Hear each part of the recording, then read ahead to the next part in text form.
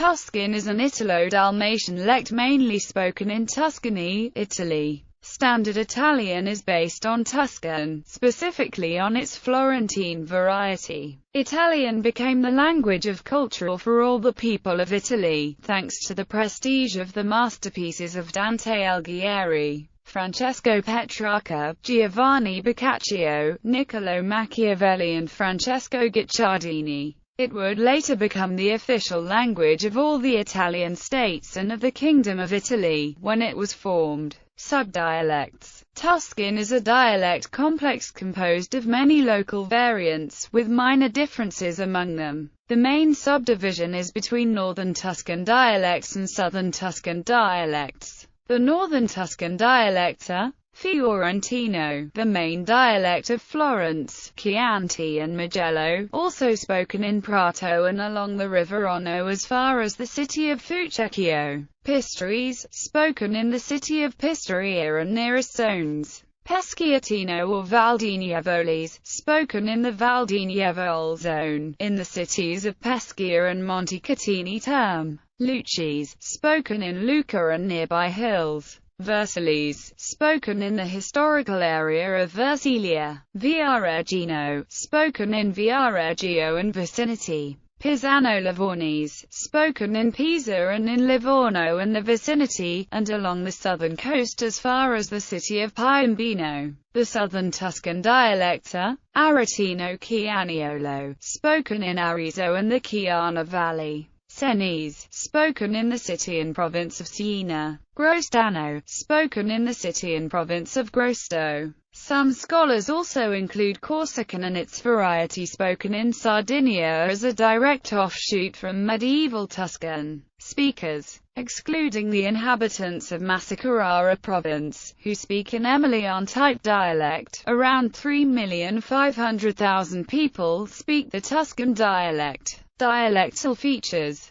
The Tuscan dialect as a whole has certain defining features, with subdialects that are distinguished by minor details. Phonetics. Tuscan gorge, a weakening of G and C. A phonetic phenomenon is the intervocalic weakening of the Italian soft G, the voiced affricate D, and soft C, the voiceless affricate T, known as attenuation, or, more commonly, as deaffrication. Between vowels, the voiced post-alveolar affricate consonant is realized as voiced post-alveolar fricative D. This phenomenon is very evident in daily speech. The phrase la gente, the people, in standard Italian is pronounced la gente, but in Tuscan it is la rente. Similarly, the voiceless post-alveolar affricate is pronounced as a voiceless post-alveolar fricative between two vowels. T. The sequence, la cena, the dinner, in standard Italian is pronounced la cena, but in Tuscan it is la ina. As a result of this weakening rule, there are a few minimal pairs distinguished only by length of the voiceless fricative. Affrication of S. A less common phonetic phenomenon is the transformation of voiceless S or voiceless alveolar fricative per second, into the voiceless alveolar affricate TS, when preceded by R, L, or N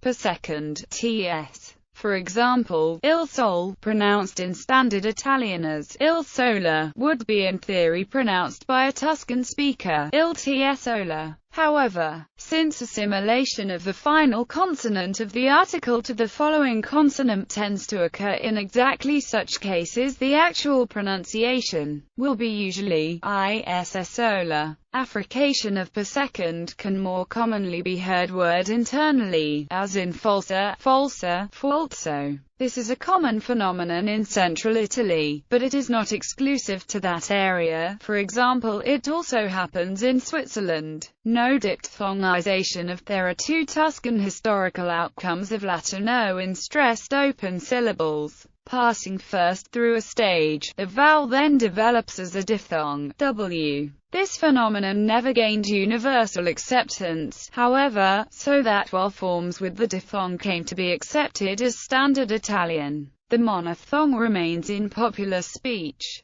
Morphology accusative te, 4, 2. A characteristic of Tuscan dialect is the use of the accusative pronoun te in emphatic clauses of the type you. What are you doing here? Standard Italian. Tu lo farai? No. You'll do it, won't you? Tuscan. Te lo farai? No. Standard Italian. 2. Vieni qua. You. Come here. Tuscan. Te. Vieni qua. Double dative pronoun, a morphological phenomenon, cited also by Alessandro Manzoni in his masterpiece, I Promessi Sposi, is the doubling of the dative pronoun for the use of a personal pronoun as indirect object, also called dative case. The standard Italian makes use of a construction preposition plus pronoun me, or it makes use of a synthetic pronoun form me. The Tuscan dialect makes use of both in the same sentence as a kind of intensification of the dative, indirect object. In standard Italian, a mi piace, or mi piace. In Tuscan, a mi piace. This usage is widespread throughout the central regions of Italy, not only in Tuscany, and until recently, it was considered redundant and erroneous by Italian purists. Nowadays it has become acceptable except in the most formal of speech styles. More on this issue can be found at Accademia della Crusca. In some dialects the double accusative pronoun mi vedi can be heard, but it is considered an archaic form. Masculine definite articles. The singular and plural masculine definite articles can both be realized phonetically as I in Florentine varieties of Tuscan, but are distinguished by their phonological effect on following consonants. The singular provokes lengthening of the following consonant, ikkne, the dog, whereas the plural permits consonant weakening, ihani, the dogs. As in Italian, mask, sing, lo occurs before consonants long by nature or not permitting l in clusters is normal, although forms such as izio can be heard in rustic varieties. Noi plus impersonal ca morphological phenomenon found throughout Tuscany is the personal use of the particle identical to impersonal c as the first-person plural. It is basically the same as the use of on in French.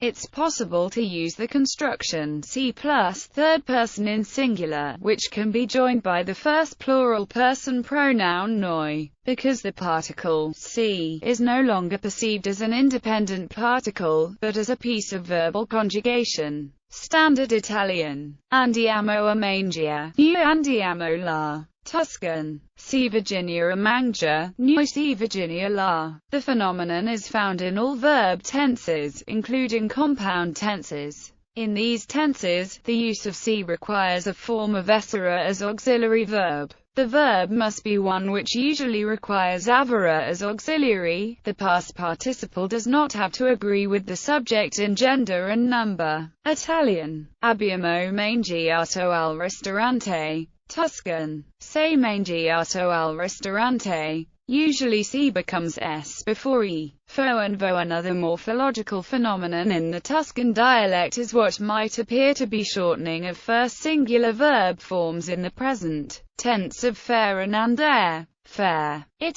faccio tusc, fo, andare, it, vado tusc, vo. These forms have two origins. Natural phonological change alone can account for loss of d, and reduction of ow to o, in the case of vado greater than asterisk, vao greater than vo, a case such as Latin. Sapio greater than Italian so, however, admits no such phonological account. The expected outcome of sapio would be asterisk, sapho, with a normal lengthening of the consonant preceding yod. What seems to have taken place is a realignment of the paradigm in accordance with the statistically minor but highly frequent paradigms of dare and stare. Thus so, si, sa, sano come to fit the template of do, die, da, dano, sto, stay, star, stano, and fo, fi, fa. Fano follows the same pattern. The form vo, while quite possibly a natural phonological development, seems to have been reinforced by analogy in this case.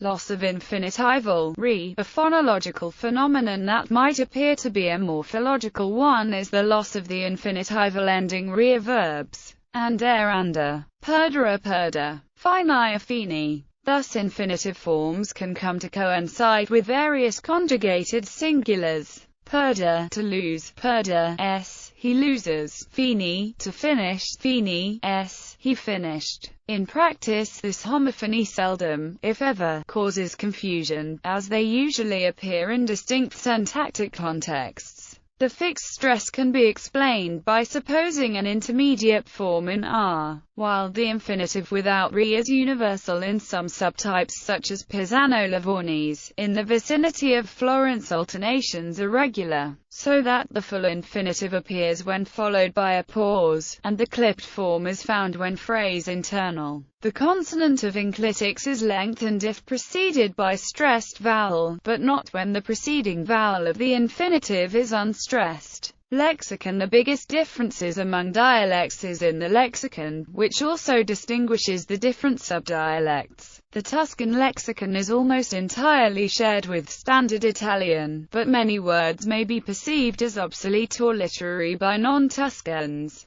There are a number of strictly regional words and expressions too. Characteristically Tuscan words: accomodare for ripere, babbo for papa, bove for boo, cascio for formaggio, camisiola for canottiera, canala for rubinetto, Sincia for straccio, cetarsi for fair silenzio. Code store is a pronoun which specifically identifies an object far from the speaker, but near the listener. Costa or costa is a locative adverb which refers to a place far from the speaker, but near the listener. It relates to code store as chi, qua relates to questa, and li, la to quello. Dessinare for pranzare, diaccio for ghiacciato, freddo, assi for sii, furia for fretta, gulp for volpe, garbri for piacere, gota for guancia, ire for andare, lapis for matita, punta for panella or niente affita in negative sentences,